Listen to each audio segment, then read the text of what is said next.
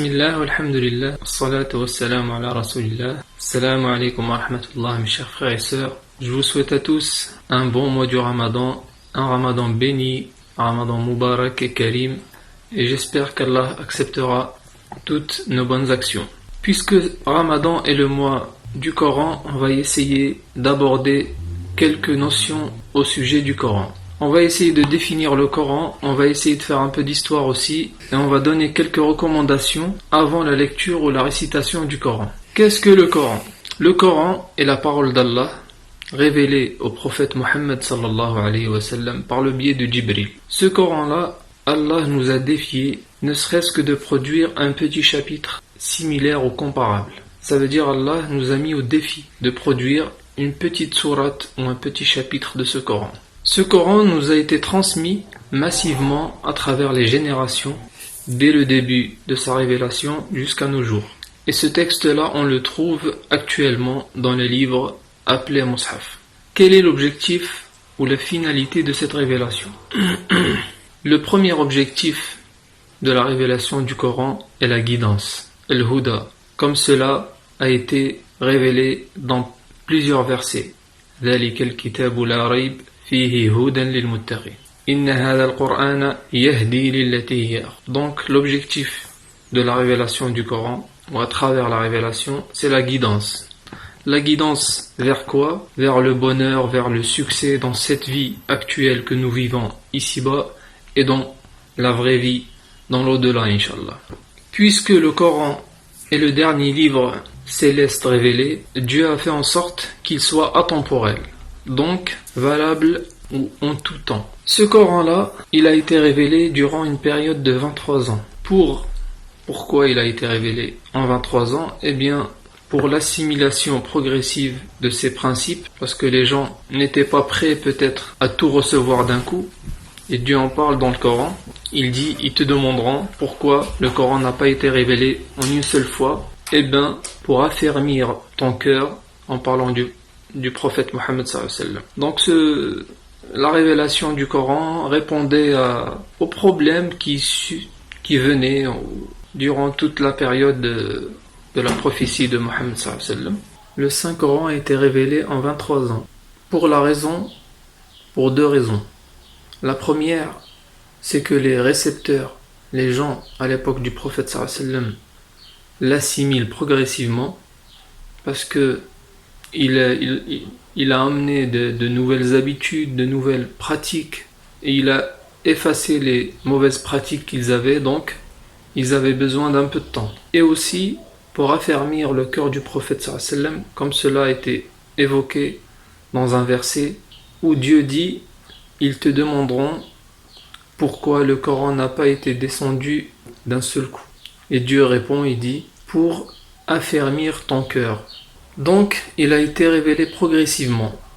On va essayer maintenant de se remettre un peu dans le contexte de l'époque du prophète sallallahu alayhi wa sallam. Les Arabes se divisaient en plusieurs tribus, entre 8 et 9 tribus. Et ces tribus-là avaient une différence dans la façon de parler. Ils parlaient tous l'arabe, mais ils avaient différents dialectes. Comme maintenant, au Maghreb, par exemple, il y a plusieurs dialectes dans la langue berbère. Et dans l'Orient, dans le Proche-Orient, il y a plusieurs dialectes arabes. Chaque pays a un accent ou un dialecte. Donc, les Arabes avaient différents dialectes. Et puisque Dieu dit dans le Coran, nous avons facilité la lecture du Coran, وَلَقَدْ يَسَّرْنَا الْقُرْآنَ لِلذِّكْرِ. Donc, Dieu a révélé le Coran selon plusieurs lectures, selon les dialectes des gens, pour que cela soit facile pour eux à réciter et à lire.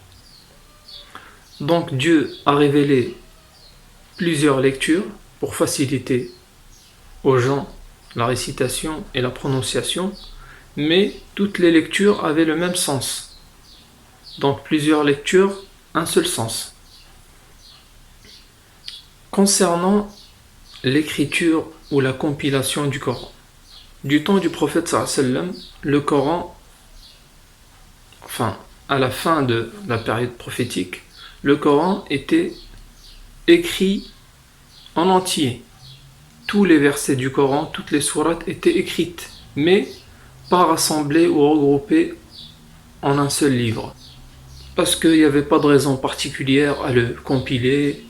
Le prophète était présent, il était parmi eux, il y avait quelques compagnons qui l'avaient appris par cœur. Donc il n'y avait pas de raison particulière. Et aussi, peut-être que le prophète ne l'a pas compilé en un seul livre pour laisser aux gens un peu la concertation de faire ce qui les arrangeait le plus. Comme ça, ils n'étaient pas fixés, obligés de lire selon une lecture et non pas selon une autre. Il faut savoir que le Coran, quand il a été révélé pour la première fois, à l'origine, il était révélé selon le dialecte de Quraysh. Et le prophète sallallahu alayhi wa sallam a demandé à son Seigneur, à Allah, de lui donner d'autres possibilités ou d'autres facilités de telle sorte que les gens, à part les Quraysh, puissent le lire facilement. Durant le règne de Abu Bakr, il y a eu plusieurs personnes des compagnons du prophète et les tabi'in, les successeurs des compagnons, qui étaient décédés dans plusieurs batailles, comme la bataille de Al-Yamama. Il y a eu 70 personnes qui avaient mémorisé le Coran par cœur, qui étaient décédées d'un coup, en un seul jour. Donc, Omar ibn al-Khattab et Abu Bakr avaient peur que le Coran parte comme ça, sans qu'il soit... ou ils avaient peur que le Coran soit perdu. Donc, ils ont essayé de le compiler. Ils ont choisi Zayd ibn Thabit. En fait, le but était juste de le compiler, de le regrouper en un seul livre. La deuxième compilation est survenue au temps de Uthman ibn Affan. Parce que l'islam s'est étendu dans les contrées, dans les pays non arabophones. Et ces gens-là, puisqu'ils n'étaient pas arabes, ils croyaient que la lecture du Coran, ils croyaient que leur lecture était la seule vraie lecture. Et les autres lectures étaient fausses. Donc ils ont commencé à se traiter, à dire « tu ne lis pas bien, ma lecture est vraie, ta lecture est fausse ». Ils se sont même traités de kufr. Alors, Hudayfa ibn al-Yaman, un compagnon, est allé voir Uthman et lui a dit « il faut que tu sauves la communauté de la discorde. Il faut en quelque sorte les obliger à lire selon une seule lecture. » Et Uthman a proposé le dialecte de Quraysh, donc de revenir à l'origine du texte. Et c'est encore Zayd ibn Thabit, celui qui l'a compilé pour la première fois, qui a fait la deuxième compilation. Donc, il a eu comme support le premier mushaf fait à l'époque de Abu Bakr et les supports des Sahaba, les écrits qu'ils avaient, tous les écrits, il a tout rassemblé. Il y avait une commission de 6 personnes, Zayd et 5 autres. Donc, il a dit, quand vous trouvez une différence dans les mots, écrivez-le selon le dialecte de Quraysh. Voilà pour la compilation. Et tous les écrits, tous les supports qu'il y avait, à part le livre de Abu Bakr, le mushaf de Abu Bakr qui était conservé par Hafsa, la fille de Omar, qui était le deuxième calife, tous les supports ont été brûlés, comme ça pour éviter toute discorde, toute différence, tout problème. Donc voilà à peu près pour l'histoire.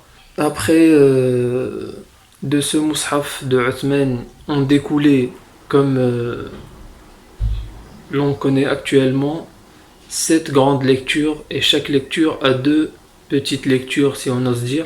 Donc il y en a 14 en tout. Voilà un peu pour l'histoire.